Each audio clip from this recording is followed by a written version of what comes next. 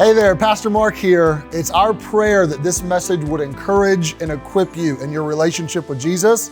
We're able to provide this content due to the joyful generosity of our financial partners. And if you'd be willing to join that tribe and help get some sermons like this around the world, you can donate at harvestbaptist.info/give. God bless. I have weddings on my mind recently. It is the season right now where you're going to weddings.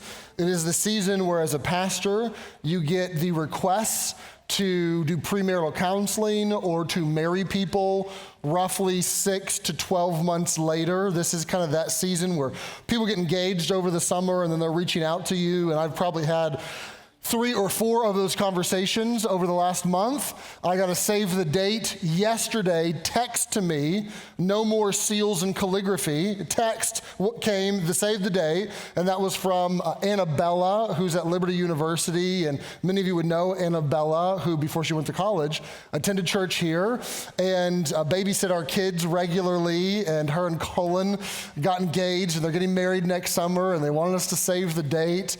Of course, last week, we had a wedding right out front of the church. Our very own Pastor Dave took Lauren to be his lawfully wedded wife. Shout out to Dave and Lauren in the service this morning.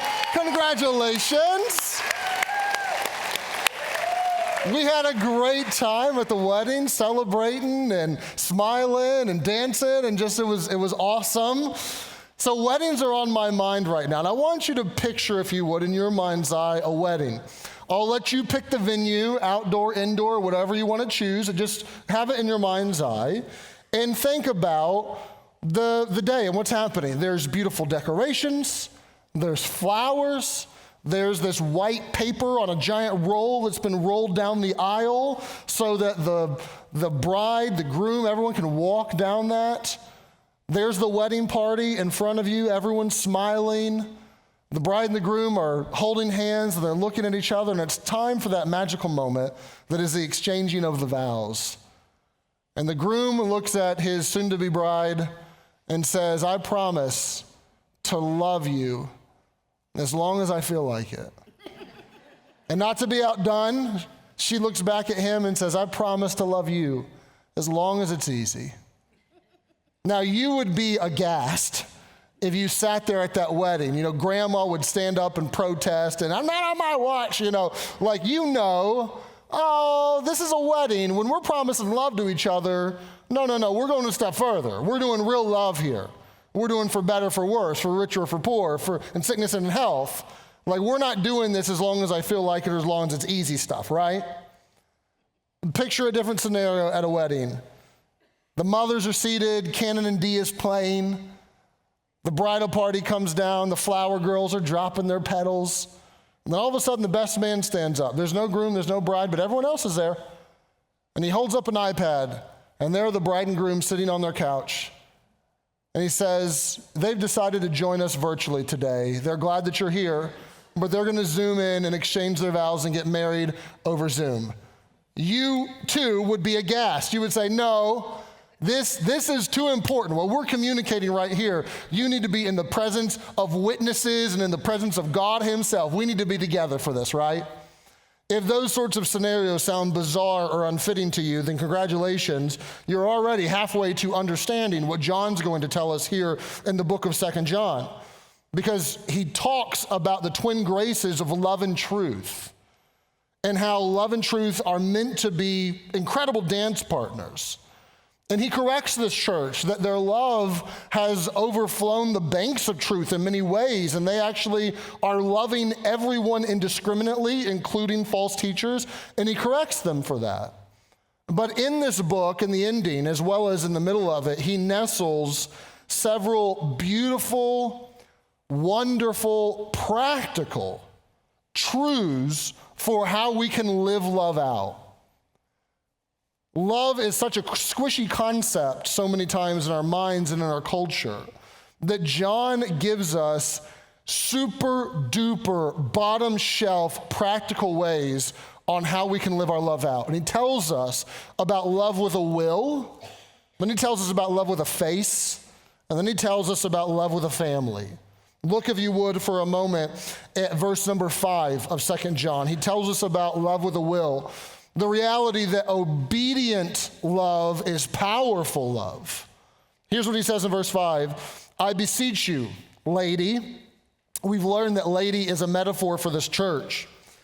Not as though I wrote a new commandment unto thee, but that which we have heard from the beginning, that we love one another. Verse 6, this is love, that we walk after his commandments. This is the commandment, that as ye have heard from the beginning, you should walk in it. Now you may have picked up on a very common word in those two verses. The common word there is commandment. This is not a new commandment. This is the commandment that we should walk in. This is the commandment that we've heard from the beginning. Now that's different than how we normally think of love. When he says commandment, we normally think of love as warm fuzzies. We think of love as being Twitter-pated, having these feelings that just compel us to go give to someone or be with someone or want to talk with someone or want to hug someone, these emotions that come out of us. But the Bible doesn't think of love in an emotive sense. The Bible really thinks of love in a practical, hands-on action sense. When he says, this is the commanded love, and you should love well, what he's saying is this is dutiful love. This isn't love them if I feel like it. That's not what he's prescribing at all. He's saying we've had a commandment that we are to obey whether you want to or not, whether you agree with it or not, whether you think it's wise or not, whether you feel like it or not. And the commandment is that you should love them. You should take your love and push it in their directions. Now, feelings are important. I don't want to minimize feelings, but feelings are not what should guide our lives. He says there's a commandment that should guide our lives. And what is the commandment? Well, that commandment is to love them. The Bible goes so far as to say, and Jesus went so far as to say, that the greatest commandment was love. It was that we would love God with all we have all the time. That's my paraphrase. That we would love him with our heart, mind, soul, and strength. But the second commandment, which is similar to it, it's like unto it. The second commandment is that we should love our neighbor as ourselves. We should have this vertical love for God, and that vertical love for God should push us into horizontal love for other people, namely our brothers and sisters in Jesus, but also those that are not of the household of faith, those that are just our neighbors that are unsaved, don't know the Lord, aren't interested. Love them. Go love and love well. The scriptures go so far as to say, and Jesus went so far as to say, that if you did in fact love God, then you would keep his commandment to love other people. That you can't actually say that you love God if you don't love other people well. 1 John told us this is the love of God. What is the love of God? How do I show the love of God? What would I practically do? Or you put it this way, if you loved God, what would that look like? Would you sing songs to him? Would you give lots of money in his name? Would you serve a lot? Those all may be good answers, but here's what 1 John says. This is the love of God, that we keep his commandments. And his commandments are not grievous. You say, which commandments? Well, there's a lot of them, but Jesus said, if you love me, keep my commandments. And here's a new commandment, love them. It's the same principle. If you love me, then you're going to love them and love them well. Now, this is a bit of a conundrum for us because oftentimes we think that love is something that can't be demanded. The heart wants what the heart wants. You can't force me to love them. You can't force me to feel feelings for them. Oftentimes this is the case in a marriage where a husband or a wife will say, I just don't know that I love them anymore. I don't have the same feelings that I used to have. In newsflash, none of us have exactly the same feelings that we used to have. There is a roller coaster ride of feelings and emotions that happens inside of a marriage. And of course, the end goal is that there would be deeper, richer, more committed love to them in the end. But sometimes those Twitter-pated feelings go away and nothing comes in their stead, and you feel a bit empty in relationship to your love. But the commandment is not based off of what I want to do. It's a commandment. And for Jesus to say, if you actually love me, you're going to keep my commandment and love them, he's not demanding that you feel a certain way. He's demanding that you do certain things. That your love would have an action, that you would put them first, that you would prefer them, that you would give to them, that you would help them, that you would do that with your spouse, that you would do that with your children, that you would do that with your neighbors, that you would love them well. And this, I don't think, is all that complicated to us truly. Because even in our love, we put descriptors on it or we put conditions on it. I'm like, it's not real love if it doesn't blank. This happens for me pretty regularly inside of our premarital counseling. We have a system of premarital counseling that a handful of us have been trained on at the church, and we all use really the same system where a husband-to-be and a wife-to-be take a survey independently of each other, and it takes their data and it compiles it into a report for us, and we do a very customized, personality-driven, their own kind of unique situation-driven premarital counseling. And part of that is there's a section that says, how do you define love? And it gives them a word bank of 20 to 30 words. And they have to take 5 words, their top 5 of love means this. And they have to rank them from number 1 to number 2 to number 3 to number 4. And you know what the most common answer is? The most common answer looks like this. This is one of the premarital surveys. I don't have their name on it, but you get a screenshot of what they said. Both of them, independently of each other, had trust as number 1. If you loved me, you'd trust me. Loyalty is on there. If you loved me, you'd be loyal. Honesty is on there. If you loved me, you'd be honest. You'd tell me the truth. These are practical ways that we work out love. Trust, it's not surprising that it's number 1. And when Jesus says, if you loved me, you would keep my commandments, we may say it as, you would trust me enough to do what I tell you, because my commandments, he says, are not grievous. My commandments are not meant to be nettlesome. My commandments are not meant to be unhelpful. My commandments are not meant to be something that will be a pothole on the road of life. My commandments are meant to be a boon and a boost and an assist to you. I'm trying to help you. I'm trying to give you what's best. And if you loved me, you'd trust me enough to do what I say because I'm telling you to do what's best for you. That's what he's saying. And we as Christians have this choice of, will I choose to love other people even when they're unlovely, even when it's hard, even when I don't feel like it? But John gives us a very practical tip of the hat when he says that love is oftentimes dutiful. It is tied to a command. True love, real love, will have a will. And honestly, it's powerful when you choose to love even when you don't feel like it. So love, practically speaking, is a choice. It is an act of volition. It is, I'm going to show up in love because it's the right thing to do. And because I love God, I'm going to love other people. You also find, though, that love has a face. This is the end of 2 John. These are the 2 verses we have not covered yet. And if you wondered if we could make a whole sermon on 2 random ending the book verses, then you'll be pleasantly surprised. We sure can. Verse number 12, having many things to write to you, I would not write with paper and ink, but I trust to come unto you and to speak face to face, that our joy may be full. This is one of the most practical and pragmatic examples of balancing truth and love that you can find in all of the scripture. John had some hard truths to tell this church, and he gave them at least a sneak peek on, hey, you're actually loving false teachers, don't do that. But then he says, I have a lot more that I need to say to you. We don't know exactly what he wanted to say. Maybe he wanted to say, my fantasy football team is going well and cheering for the Steelers opening game of the season. I don't know. But it's presumable that he had more hard things to say to them. There was some correction in the middle of this verse that he just came out of in the middle of this book. And he says, I have a lot more that I could say, but I'm not going to write it down. I'm not doing it with paper and ink.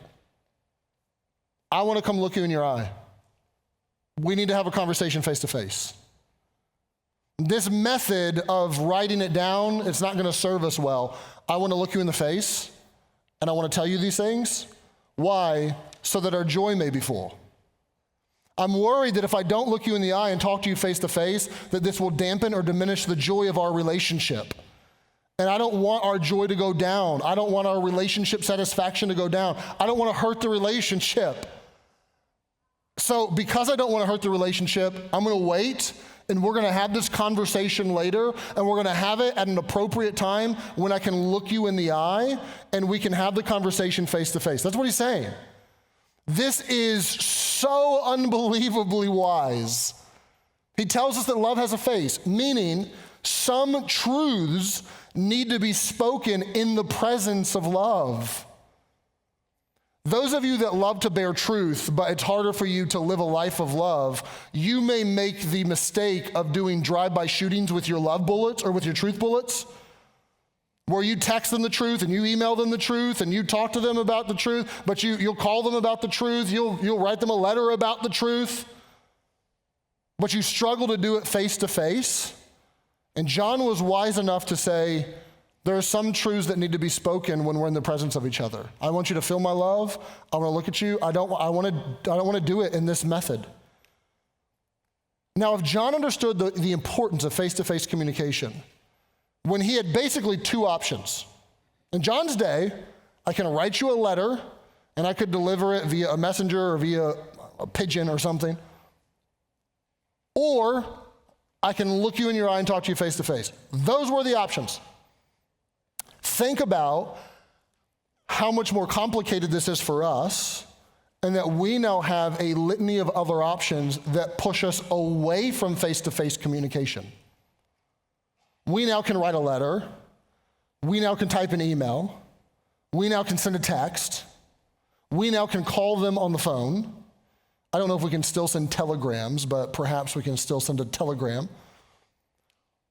We have the ability now to FaceTime or to Zoom, which is better, and you at least get to see their face, but it is not the same thing as being in their physical presence, where you can read all of their body language and you can smell them and you can be with them. It's not the same.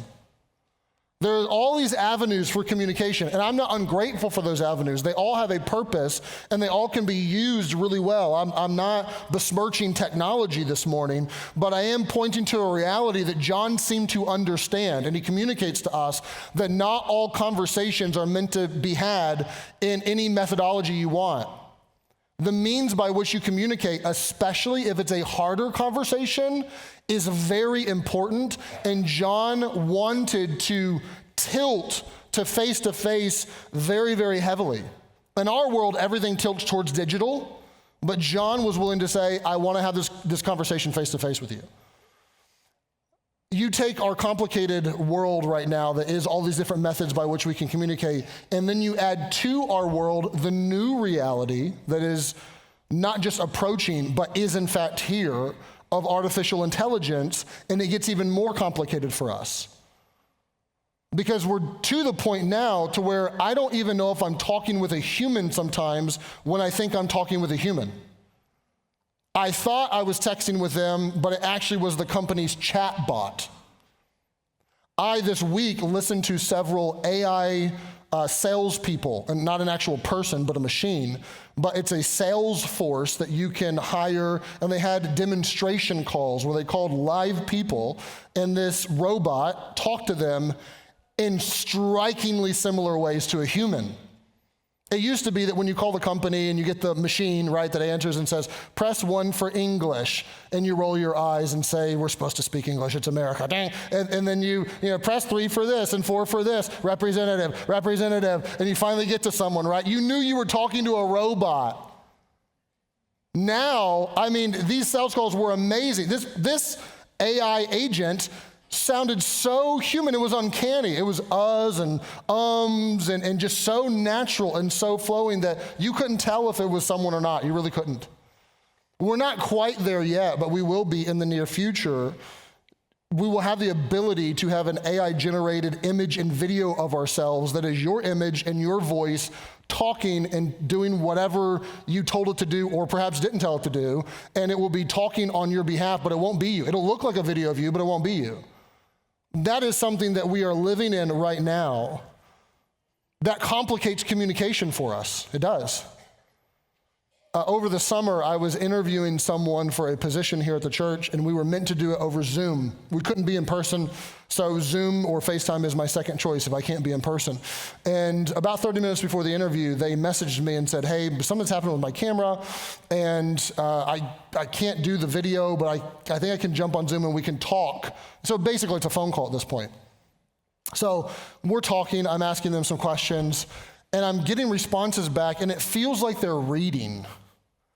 They're giving me responses that are like very much in association with what I just said. It's not a script. I can tell it's not a script, but it really feels like they're reading something and not talking. And we're talking, I'm asking, and I'm getting a little bit puzzled. And finally it dawns on me, I think they have an AI agent listening into this conversation, that they have audio turned on to ChatGPT or whatever it is. And I'm pretty sure it's getting my questions in live, feeding them responses. And I think they're just reading the responses that the AI platform is giving to them. So I stopped and I said, I have a hunch that perhaps you're reading prompts from some sort of artificial intelligence, something that it's telling you to say to me and you're spitting it back to me. Is my hunch accurate? And they chuckled a little bit. They said, I can neither confirm nor deny that, kind of sheepishly. And I said, listen, I admire your creativity and ingenuity, but I need to have a conversation with you, okay? So turn that off. And we talked for maybe 3 more minutes. The interview was done. We didn't have another one. They didn't get hired, it was real easy. But it was this new moment that was like, I'd never dawned on me that this would be part of my communication, right? And I think whether their camera actually worked or not, I don't know, but I think if they were on camera, I would have picked up on it very quickly, and they didn't want to be face to face so that they could communicate in this way. Now, this is not to say that all technology or AI is bad. That's not what I'm saying at all. I'm just trying to point to the reality that conversations and communications for us, it has been more complicated than it used to be perhaps for John, and it's growing increasingly complex. That's the reality that we live in. Those are the waters we swim in. Like it or not, AI is here to stay, okay? Whether you want it to or don't want it to, and as a rule of thumb, all of the surveys and the data say, and this is overly simplistic, I know, but as a rule of thumb, if you're above 40, you tend to be more scared of AI, and if you're under 40, you tend to be more excited about it. And that obviously causes lines of division in our culture and in our churches and all those sorts of things. But the communication waters that we swim in today are very complex. I do want to take a moment and just say a quick word about artificial intelligence in general. And this is going to be very simple, but hopefully helpful. Christians have long sought to speak into cultural moments and what's happening around us with intelligence and with a biblical paradigm.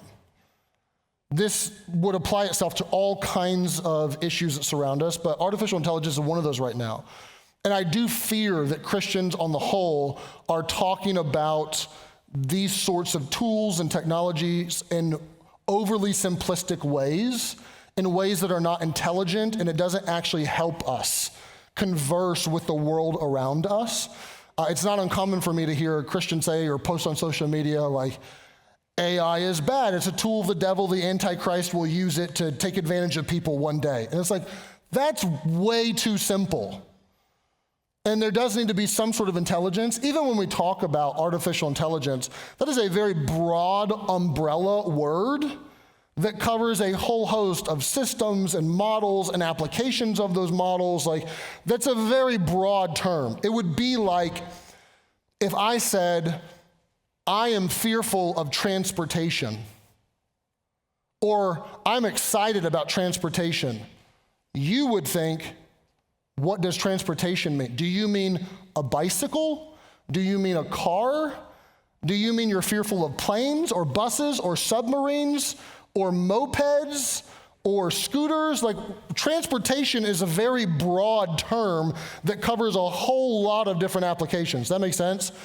AI is a very broad term that covers a whole lot of applications, but it's important for Christians to think through what is appropriate, what is ethical, what is biblical. I led a session on this with our staff team back here in August for our staff orientation.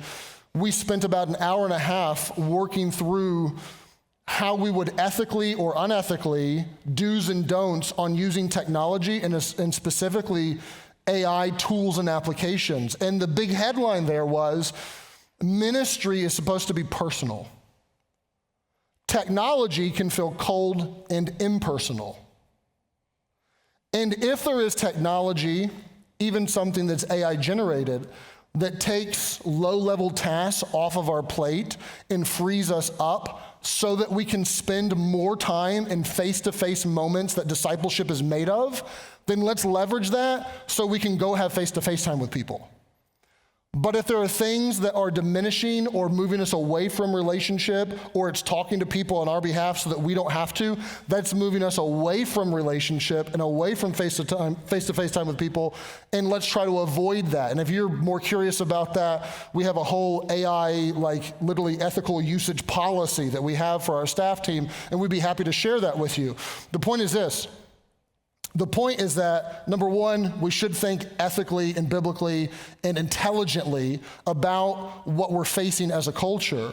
But the point is also that what we're facing as a culture moves us away from face-to-face communication. There's no ifs, ands, or buts about that. It moves us away from interaction with people.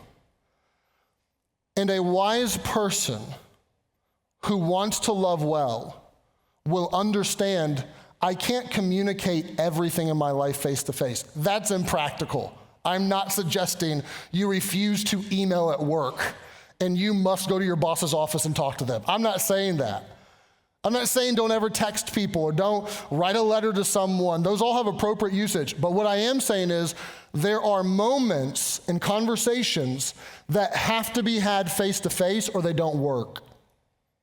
And you will ruin the joy of relationships, and you will erode your relationships if you don't learn the art of having a hard conversation face to face.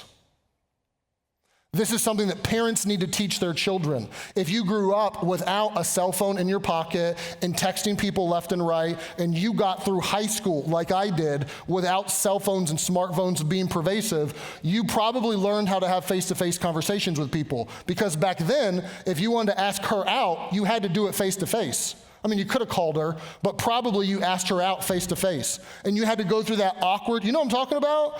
That I'm putting myself out there, but I get to read your face in the moment, and I get to see it. And she has that awkward moment of, do I want to say yes or no? And if I have to say no, how do I let them down? And now that's all DMing people or texting people. Young people don't do that anymore. So you probably, if you're my age or older, you have a bit of a knack for this that our younger people are not having, and it's imperative to us that we teach them. If you love someone, some conversations you have to have face-to-face.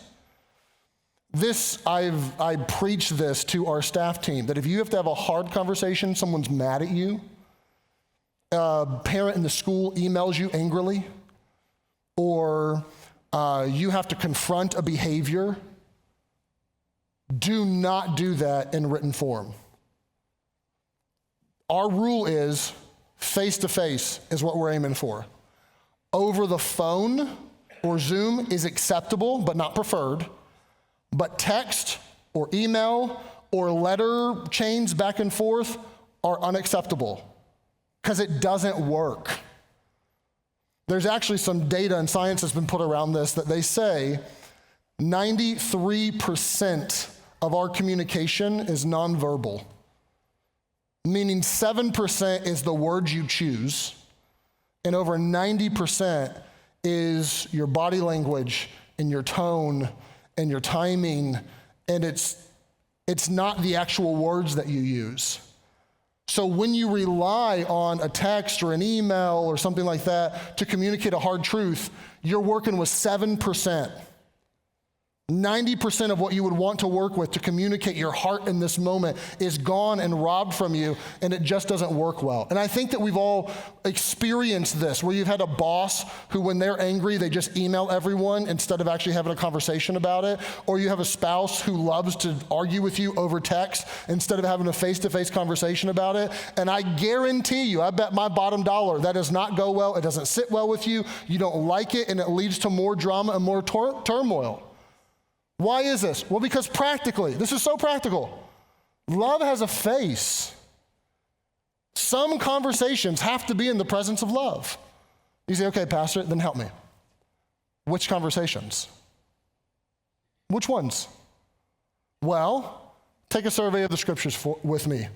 There are moments in the scripture where it is inconvenient for people to be face to face, but they bend over backwards to be face to face because they have to have a heavy conversation.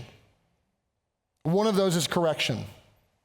Think about Nathan the prophet with David. He didn't send him a letter, but he told the king to his face, which was a dangerous game to play. That king could dice you up in a heartbeat. He told him, you're the man, you're the guilty one, and he corrected him. Think about the first correction we have in all the Bible. Adam and Eve sin, they do wrong. And what does God do? God comes into the garden with his presence, and Adam and Eve hide from the presence of God because they don't want the awkward conversation about the wrong they've just done. But God draws them out from their hiding behavior. He doesn't say, oh, you're playing hide and seek, I'll send an angel, I'll write it on the tree, and I'll leave a message and a memo for you. No, he finds them and he talks to them face to face. You think about not just correction, but reconciliation. Remember Jacob and Esau in Genesis 33? Where Jacob had wronged Esau and he wanted to make it right, and he knew he had to do it face to face, and he was nervous as all get out about it. Jacob was scared. He was petrified to have this conversation face to face. If you read the account, he's sending his servants and he's sending his wife and he's sending his kids. He's trying to soften Esau up as much as he can because his heart is racing and he does not want to have this conversation face to face. And credit to Esau. When Jacob shows up, Esau hugs him and embraces him and forgives him, and he makes it so easy on Jacob. But Jacob knew, I can't reconcile with my brother through a messenger. I can't send my servant. I can't send my wife or my kids to do it on my behalf. I've got to see this guy face to face. I read an article in The Guardian this week. It was written back in August, and the title was, I've been stupid and I miss you. It was stories of people who buried the hatchet with their relatives and their friends after years of silence. One of them was a story of a boy named Choi. He was a man at this point, I guess.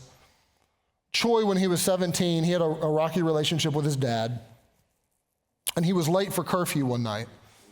And his dad locked the doors and said, you can't come in the house, sleep outside. You're late for curfew. And that was it. It was the straw that broke the camel's back for Choi. And he said, I don't need this in my life. I'm done with this. I'm 17. I'm out of here. And he left. And he never came back.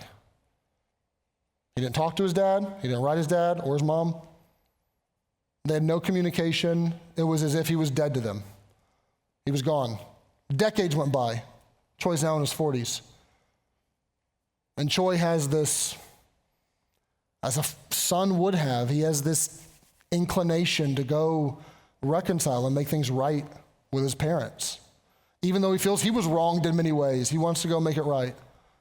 So he finally made the decision one night, I'm going to do this. And he jumped in his car. I believe it was 5 or 6 hours he drove.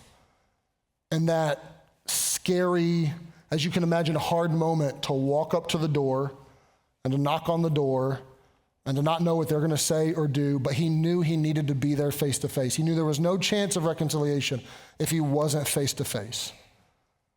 And his dad opened the door, and his dad did not have a great response. He looked at his mom and said, who is this person? He knew who he was, but it was his way of saying, I don't have a son anymore. His mom came to the door, urged them to talk. They began to talk. He was invited in, and little by little by little, they began to restore their relationship. And Choi chronicles the ups and the downs, and his dad is now dead, and his mom now lives with him. But it was this story of he knew intuitively deep down, this is a conversation I have to have face to face. I can't text, I can't find their number and call them. I got to do this one in person. So reconciliation. Jesus did this with Peter. Peter denied him 3 times, and he showed up on a beach, and he got face to face with Peter and said, Peter, do you love me? He reconciled with him, and he restored him, but he did it face to face. You find that warnings are oftentimes situations where this is a heavy conversation. I got to warn you about something. If I can do it face to face, I need you. I need to do it this way. Paul did this in Acts chapter number 20 with the Ephesus elders. He called them over to Miletus to have a face-to-face conversation with them, to warn them that wolves in sheep's clothing were going to enter into the church and that they needed to be on guard. And it was one of those conversations that he didn't want to have, even though he did write them a letter, the letter to the Ephesians, and we have it in our scriptures. This was one that needed to be face-to-face. It wasn't a letter conversation. You also find that there's just grievous or serious words of grief, or maybe just a serious moment.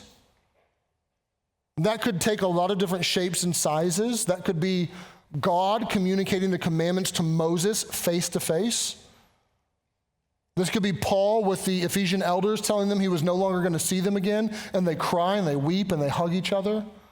But there's some moments and just some conversations that you got to see each other. You got to be able to read each other's body language. It's just a serious moment. I was pleasantly surprised, impressed, and blessed when a few years ago my father had a stroke. And this was on, I think, a Tuesday, if memory serves me right. I got the call that Dad had a stroke, and us boys all started converging to Louisville, where my parents are from all over the East Coast, me and my brothers. And not knowing how serious it would be, getting there and finding out this was not terminal, but it also was very serious and something that my dad still lives with, many limitations and handicaps, to this day because of it. But I can remember being in the ICU. This was close to the COVID years, and they were crazy on their rules of who could be there and not be there, which we completely ignored. I hate to be a rule breaker, but it was like, the spouse and one other, sibling can be in here, and we just opened up side doors and let each other in and snuck in, and we all spent time there. But friends would show up, and it was such a blessing to see people that I haven't seen in years but have been lifelong friends with my mom and my dad show up and be there physically. I remember being particularly blessed and impressed that my father-in-law, my wife's husband, who lives in California, had heard that this was happening, and we had asked him to pray, and he made the decision that he was driving to the airport, he was getting the first plane that he could find, and he flew to Louisville from California, spent probably 2 or 3 hours with my dad in the ICU, and jumped on a plane and went back to California. It was just one of those moments of like, this, even though I'm not his blood family, I'm his family by marriage. And if my family by marriage, his father is hurting, I'm going to show up, not just for my dad, but for me in many ways. And it spoke volumes that someone would be present. And we got lots of texts and lots of phone calls and lots of those things, which were also meaningful, but not in the same way as someone being there face to face. What is this communicating? It's communicating the simple idea that some truths, some moments require you to be there face to face. So I would put it this way: truth demands you say the right things, but love demands that you say them the right way. And there's lots that goes into that. You have to think about your method of how you're going to communicate. Honestly, your method is just as important many times as your message. It's not enough just to say the right things or the truthful things or the doctrinally correct things. You have to communicate them in a way that people will receive them. You have to think about, here's a few things, your timing. Is it the end of a long workday? Are they hungry? Are they tired? Pick the right timing. You have to think about your tone. Not just what you're saying, but how you're saying it. You have to think about the medium. Is this text? Is this an email? Is this a phone call? Is this face-to-face? I will say, like, if you're a couple in the room and you tend to fight in a way that isn't face-to-face, that you fight and duke it out over text, or you fight and duke it out over email, or even over the phone, you are doing a disservice to your relationship, and your joy will be diminished because of that. It's going to be helpful if you do it face-to-face. Think about body language. All of these go into a conversation. And the point is, John was wise enough to know, my love has to limit me from writing some things, and we got to be together. But you also find that love has a family. Love has a will, love has a face, love has a family. Last verse. The children of thy elect sister, they greet thee. Amen. Now, we learned in verse 1 that the woman and her children was a church and the congregants of the church. So when this says your sister and her kids, this is talking about what we would call a sister church and the congregants of that church. This is talking about more or less maybe crosstown churches or churches that are separate and independent from each other, but still caring for each other. What this does in the last verse is it testifies to the concern and the interest that different churches had for each other. I would put it this way. A healthy church will have a healthy concern, not just for themselves, but even for other churches. And you see that testified here in verse number 13, where John says, hey, I'm sending you my letter, my love, my greetings, but there's a whole other church, and they want to send you their greetings and their love, and they want to say hey to you as well. This is something that has been convicting to me in recent years. So I'm going to confess my sins to you this morning. This is, on a corporate level, something that churches like ours are pretty bad at, if I'm honest. When you say churches like ours, what do you mean churches like ours? Well, we're an autonomous church or an independent church or a church that isn't connected in any sort of legal sense to any denomination. Many churches, if not most, belong to a band or a tribe of other churches. There's the United Methodists, or there's the Presbyterians. And there's kind of several buckets of Presbyterian, the PCA or the PCUSA. There's Southern Baptists, or there's Free Will Baptists, or there's Roman Catholic, and when you are a part of that tribe, you automatically know who your sister churches are. Because they sign the same doctrinal statement as you. If you're part of the Assembly of God, then they sign the Assembly of God doctrinal statement. There's someone from the Assembly of God who does some coaching and kind of works with all of you, and you're connected in a network. Now, we're autonomous. We have no plans of changing that. There's no conversation. We love being autonomous because it gives us so many advantages, but we have to be real about it and say it does give us some disadvantages. It's not like there's none.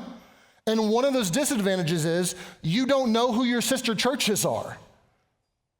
You're at a loss as to, well, who's part of my tribe and not part of my tribe, because no one ever formally raised their hand and joined arms with each other. So some of that becomes easy, where you say, okay, here are missionaries that we support in Honduras and in Nicaragua and in China, and their churches that they're pastoring we're connected to, because we're giving them money and we're getting updates and we're funding them. And we do a great job of this, honestly. We do better than most churches at this, if I'm honest. We just this a couple weeks ago had one of our missionary partners in Honduras, and they have an orphanage, a children's home there in Honduras. And they emailed some of their partners and they said, it's been a long time that we've had the children's home. We've never had air conditioning. It's 90 plus degrees pretty much every day here. And we'd love to install air conditioning in these rooms so that our kids can sleep more comfortably. It's going to be in the neighborhood of $35,000. And we said, sign us up. Here's $5,000. I think your other churches are going to chip in as well, but if you fall short, come back to us and let us know, but let's be a part of this. And we wrote them a check for $5,000 here a couple weeks ago because of your generosity. We do stuff like this all the time. And that's something we're good at. We're our missionary partners. They're our sister churches, even though they're like in another country, right? We have some church planters that are in different states, like away from us, that we've funded and we've helped them plant their churches.